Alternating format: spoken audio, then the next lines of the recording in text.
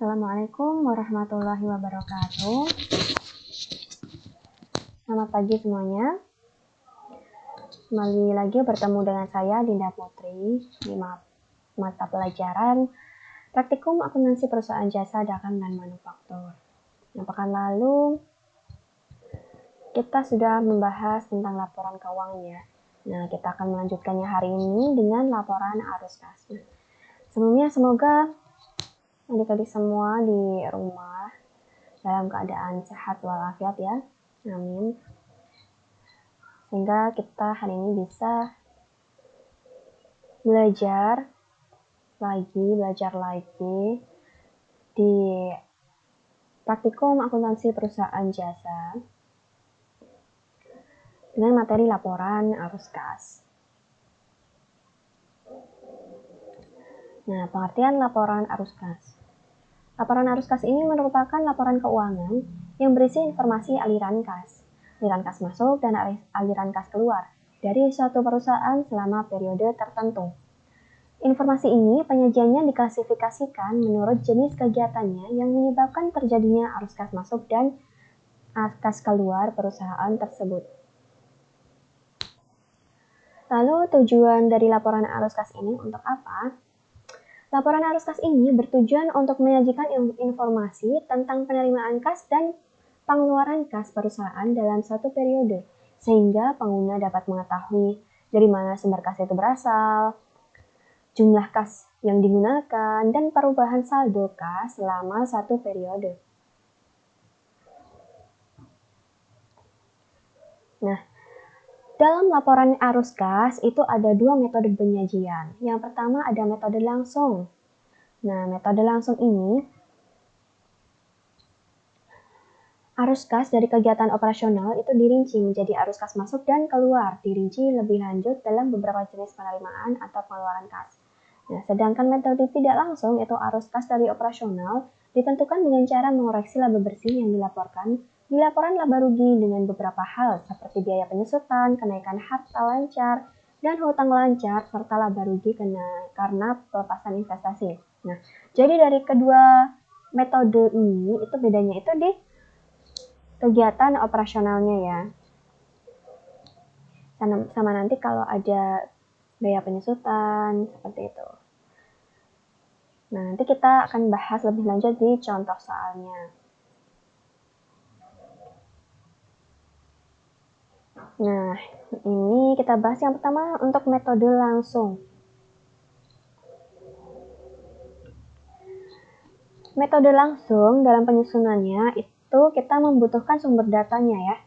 Nah, sumber data untuk menyusun laporan arus kas di metode langsung itu bisa berasal dari jurnal umum, jurnal penerimaan kas, jurnal pengeluaran kas, dan buku besar. Nah, ini kita bisa ambil salah satu ya. Nah, misalnya hanya dari jurnal umum saja. Misalnya nih kalau transaksinya itu sedikit dan itu berkaitan dengan kas masuk dan kas keluar ya. Transaksinya sedikit, terus ya udah kita bisa menganalisis, bisa kita identifikasinya dari jurnal umum saja. Ini itu masuk, transaksi ini tuh masuk ke aliran kas keluar atau aliran kas masuk, itu masuk aktivitas apa, kayak gitu. Nah, bisa juga kalau dari jurnal umum ini kita buat di buku besar. Jadi udah ada buku besar kasnya kan. Nah, nanti dari buku besar kasnya itu kita bisa menganalisis mana yang termasuk aktivitas operasional, investasi atau pembiayaan. Lalu kalau transaksinya itu begitu banyak, kita bisa juga menggunakan dengan jurnal khusus, yaitu dengan jurnal penerimaan kas dan jurnal pengeluaran kas. Nah, dengan ini kita bisa lebih teliti lagi dalam mengidentifikasi aliran kasnya. Nah, ini ya. Dalam laporan arus kas itu ada 3 aktivitas. Yang pertama ada aktivitas operasi, lalu ada aktivitas investasi, dan aktivitas pembiayaan atau aktivitas pendanaan. Aktivitas operasi itu seperti apa?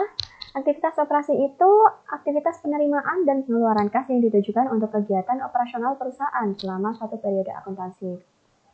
Nah, di dalam aktivitas operasi itu ada arus kas masuk dan arus kas keluar. Nah, arus kas masuknya itu apa saja di aktivitas operasi?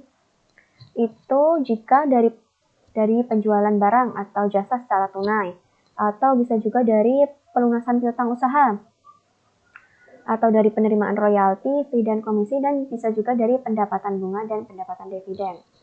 Nah, kalau arus kas keluar itu ada pembayaran kepada pemasok, kepada karyawan, kepada pemerintah, kepada kreditor, dan kepada pihak lain untuk membayar beban. Dan juga ada pembelian aktif lancar.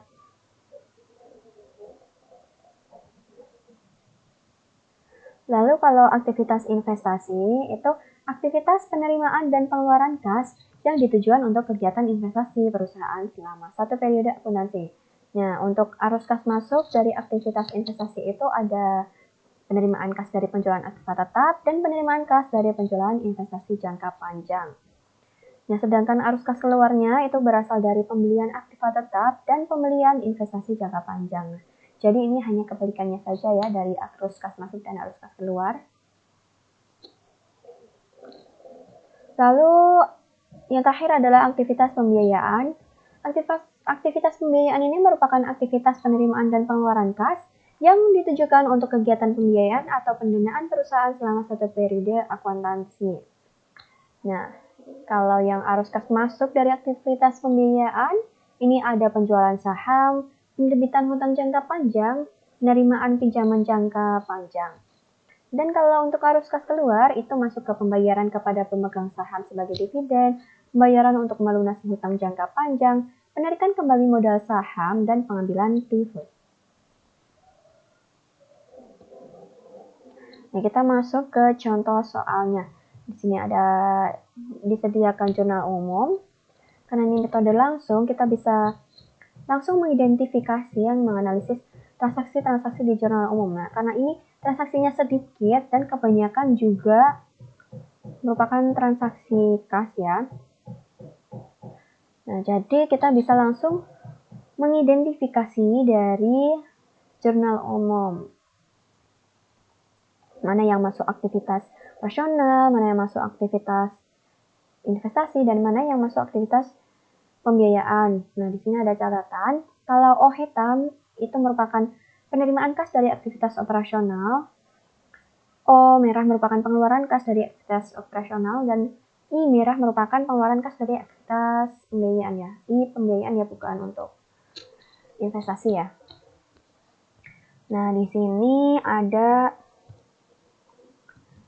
pelunasan piutang. Nah, pelunasan piutang karena ada pelunasan piutang berarti ini kan menambah kas ya. Nah, menambah kas ini berarti masuk ke dalam aktivitas operasional dan ini akan menambah, berarti masuk ke penerimaan dari aktivitas operasional. Lalu kita cari yang kas lagi. Di sini ada pelunasan utang. Nah, kalau pelunasan utang berarti kita akan melunasi, berarti kasnya berkurang ya. Berarti ini masuk ke pengeluaran aktivitas operasional. Lalu di sini ada penerimaan pendapatan jasa. Penerimaan berarti kita menerima kas, berarti ini masuk ke aktivitas operasional di penerimaan ya. Jadi penerimaan dari aktivitas operasional. Lalu di sini juga ada lagi pendapatan jasa. Pendapatan berarti kita menerima kas, berarti ini termasuk ke penerimaan dari aktivitas operasional. Nah, lalu ada prive. Prive ini tadi masuk ke apa? Masuk ke aktivitas investasi ya. Nah, kalau ini ada pengambilan ya, karena pengambilan pribadi berarti ini mengurangi kas, berarti ini masuk ke pengeluaran kas dari aktivitas pembiayaan. Lalu yang terakhir ada membayar gaji. Nah, membayar gaji berarti mengurangi kas, berarti termasuk ke pengeluaran dari aktivitas operasional. Nah, seperti itu ya. Jadi, kalau disediakan jurnal umum ya kita analisis dulu mana yang termasuk aktivitas operasional, mana yang termasuk aktivitas investasi, dan mana yang termasuk aktivitas pembiayaan. Kalau diketahuinya buku besar saja juga tidak masalah, karena sama saja kan di transaksinya. Hanya saja kalau di jurnal umum kita tuh mencari transaksi mana yang ada kasnya. Nah, kalau di buku besar itu langsung disajikan di buku besar kasnya. Nah, ini kita bisa menyusun laporan arus kasnya.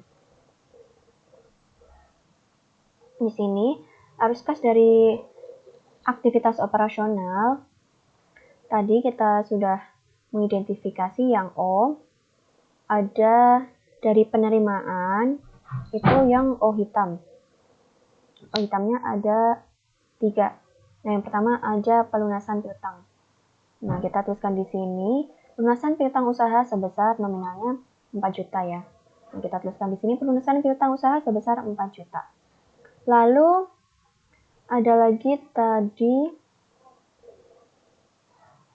penerimaan pendapatan jasa. Nah, penerimaan pendapatan jasa kita tuliskan dari 750 ditambah 1.500 ya. 2.250 kita tuliskan di sini penerimaan pendapatan jasa sebesar 2.250. Lalu kita jumlahkan di penerimaan jadi hasilnya 6.250. Lalu yang pengeluaran dari aktivitas operasional yang O merahnya ada 3. Yang pertama ada pelunasan utang. Pelunasan utang sebesar 5.700. Kita tuliskan di sini pembayaran utang usaha sebesar 5.700. Lalu ada membayar ALT, air listrik dan telepon sebesar 1.500. Kita tuliskan di sini pembayaran air listrik dan telepon 1.500. Dan ada membayar gaji sebesar 5 juta. Kita tuliskan di sini pembayaran gaji sebesar 5 juta. Nah, ini hasil dari pengeluaran 12.200. Ini kita jumlahkan ya, 12.200. Nah, dari sini kita dapatkan arus kas bersih dari aktivitas operasional. Ini dari mana? Dari penerimaan dikurangi dengan pengeluaran. Jadi hasilnya min, karena 6 juta dikurangi 12 juta, berarti kan min kan? Nah, ini berarti kita dapatkan arus kas bersih dari aktivitas operasional min Rp5.950.000. Nah, lalu dari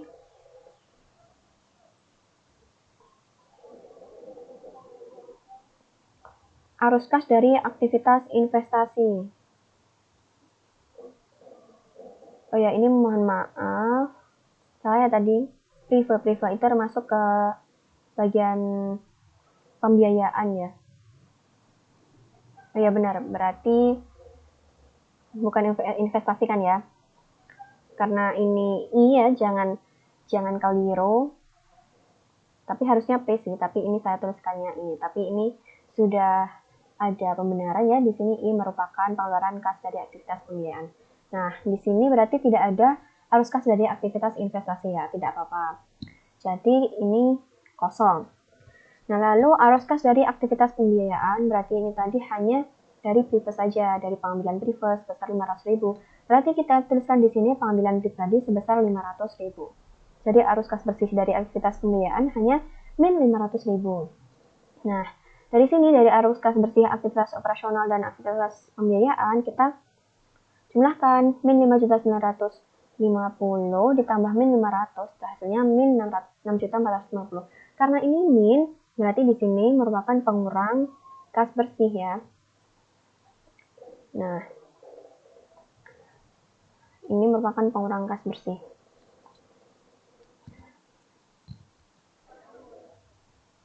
Jadi, di pengurang kas bersih ini, jika ditambah dengan saldo kas awal sebesar 45 juta, itu hasilnya saldo kas akhir itu harus sama dengan di neraca ya, neraca yang sudah saya bagikan di pertemuan kemarin di datanya, karena ini masih sama kan di Cantika Salon kan. Nah, hasilnya itu harus sama dengan kas di 31 Desember, yaitu 38.550. Harus balance. Jadi min 6.450.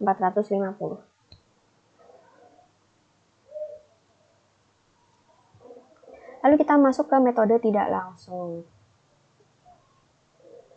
Nah, kalau metode tidak langsung itu sumber datanya itu bisa dari neraca awal dan neraca akhir. Nah, ini nanti bisa jadi perubahan neraca, lalu bisa dari laporan laba rugi dan laporan perubahan ekuitas. Nah, ini kalau laporan laba rugi, ini yang kita cari apa? Yang kita cari adalah laba bersih ya. Kalau laporan perubahan ekuitas yang kita cari itu preferred atau dividennya. Nah, di metode tidak langsung itu ada istilah sumber kas dan penggunaan kas. Sumber kas itu apa? Sumber kas itu segala sesuatu yang menyebabkan kas bertambah dengan menunjukkan perubahan pada suatu pos neraca yang diimbangi dengan penambahan kas, baik secara langsung maupun tidak langsung. Dan kalau untuk penggunaan kas, itu segala sesuatu yang menyebabkan kas berkurang dengan ditunjukkan adanya perubahan pada suatu kas neraca yang diimbangi dengan pengurangan kas, baik secara langsung maupun tidak langsung. Nah, untuk pos-pos yang menunjukkan sumber kas tadi, apa saja? Itu berkurangnya aktiva lancar selain kas, berkurangnya aktiva tetap, bertambahnya akumulasi penyusutan aktiva tetap, bertambahnya utang, bertambahnya modal karena adanya setoran modal dari pemilik.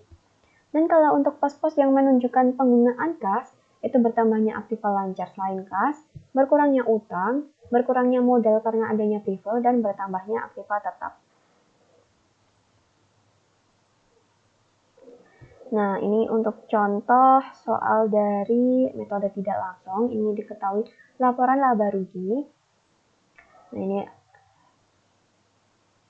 ada laba bersihnya sebesar 23.762.500.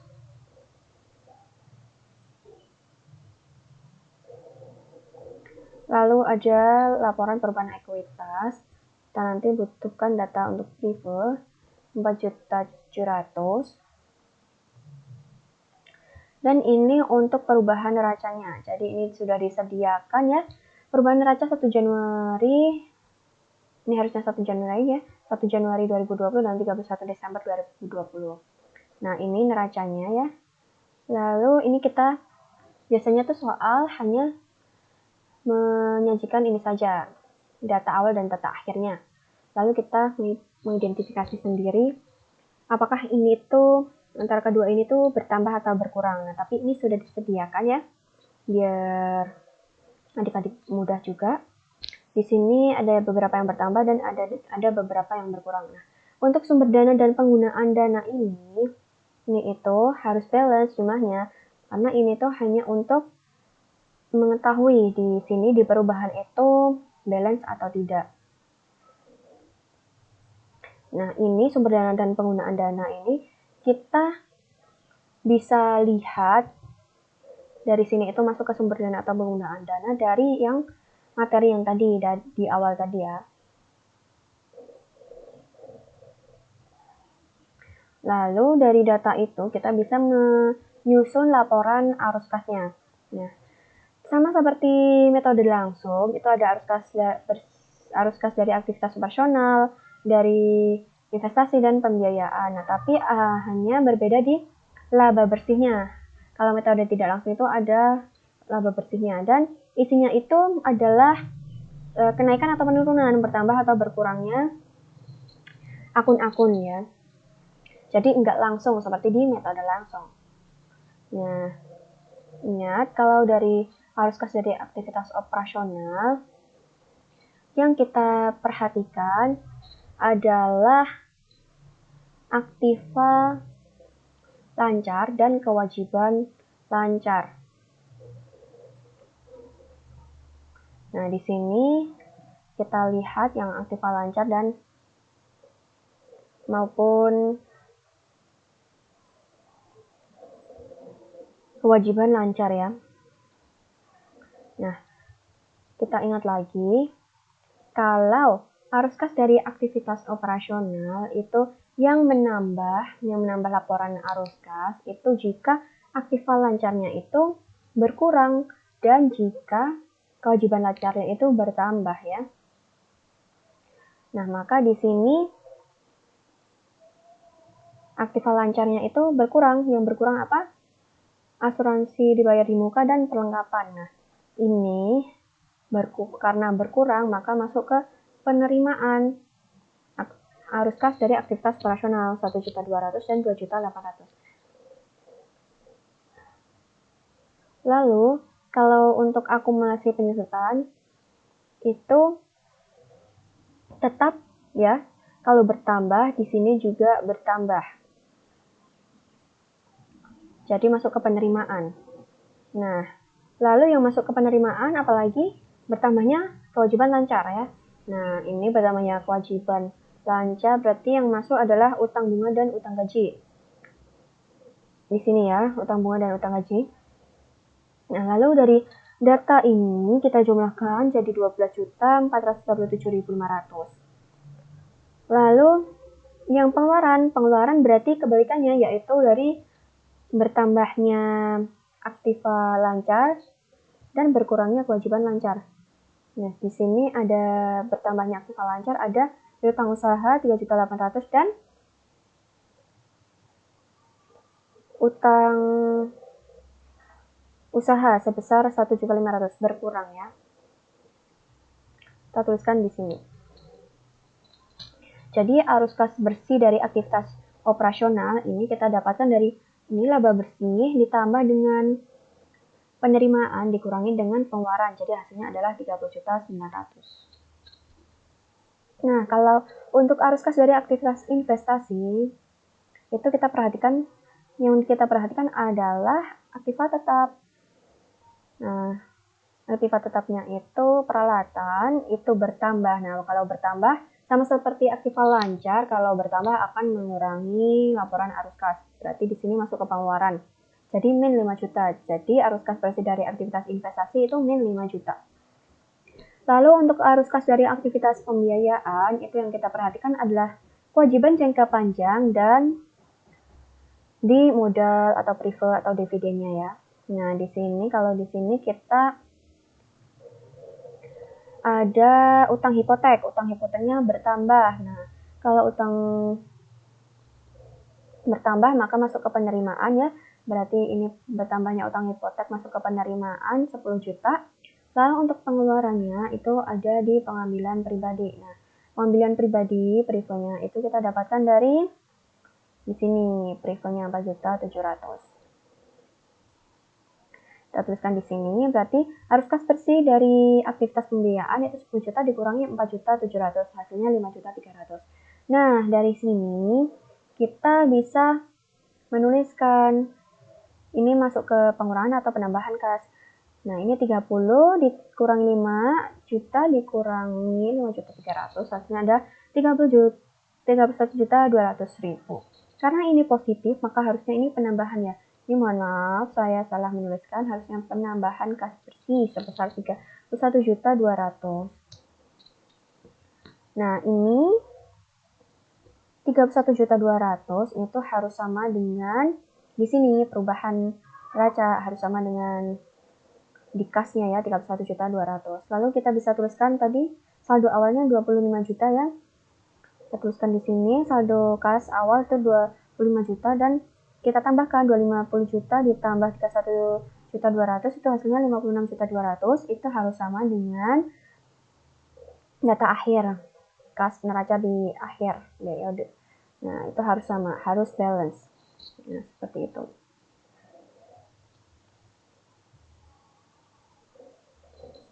Nah, dari materi tadi itu dapat disimpulkan ya, apa saja yang harus diperhatikan.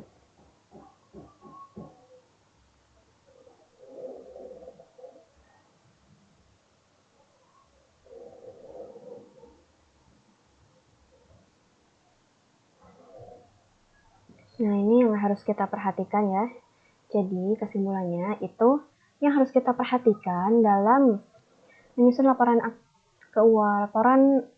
arus kas ya di aktivitas operasional, itu yang kita perhatikan adalah, nah, jika kita mengambil sumber data dari laporan laba rugi, itu kita harus memperhatikan adanya beban penyusutan atau laba penjualan aktiva tetap dan rugi penjualan aktiva tetap. Nah, jika di sumber datanya itu ini negatif, berarti di laporan arus kas itu positif. Begitu juga dengan laba dan ruginya, ini tuh berbanding terbalik ya. Nah, kalau kita mengambil datanya itu dari laporan posisi keuangan atau neraca perbandingannya, nah kita harus memperhatikan apa tadi, aktiva lancar ya, dan kewajiban lancar atau kewajiban jangka pendek. Nah, kalau di perubahan sumber datanya itu aktiva lancar itu bertambah, maka itu akan mengurangi laporan arus kas. Kalau aktiva lancarnya itu berkurang, maka malah itu akan menambah di laporan arus kas. Jadi berbanding terbalik juga. Tapi kalau kewajiban lancar itu sebanding. Kalau di perubahan sumber datanya itu bertambah, jadi kewajiban lancarnya itu bertambah, maka di laporan arus kasnya itu juga akan bertambah. Kalau kewajiban lancarnya itu berkurang, maka di laporan arus kasnya juga berkurang. Begitu untuk aktivitas operasional. Nah, kalau untuk aktivitas investasi, yang kita perhatikan adalah aktiva tetap. Nah, sama seperti aktiva lancar tadi, kalau aktiva tetapnya itu bertambah, maka itu akan mengurangi laporan arus kas. Kalau aktiva tetapnya itu berkurang, maka itu akan menambah laporan arus kas. Jadi ini tuh juga berbanding terbalik. Nah, kalau di aktivitas pembiayaan, itu yang kita perhatikan adalah kewajiban jangka panjang, penambahan modal atau saham, dan pengambilan privat atau dividen. Nah, ini kewajiban masih sama, masih sebanding ya, kewajiban kalau bertambah di perubahan sumber data itu juga akan menambah laporan arus kas. Kalau penambahan modal, ya karena penambahan ya berarti itu akan menambah laporan arus kas. Nah, kalau pengambilan privat atau dividen, ya itu akan mengurangi kas di laporan arus kas. Nah, seperti itu. Nah, itu tadi untuk materi laporan arus kas. Jika ada yang ingin ditanyakan, bisa ditanyakan di Classroom atau di komentar YouTube ya, atau bisa WA pribadi. Kurang lebihnya saya mohon maaf. Itu saja yang bisa saya sampaikan. Wassalamualaikum warahmatullahi wabarakatuh.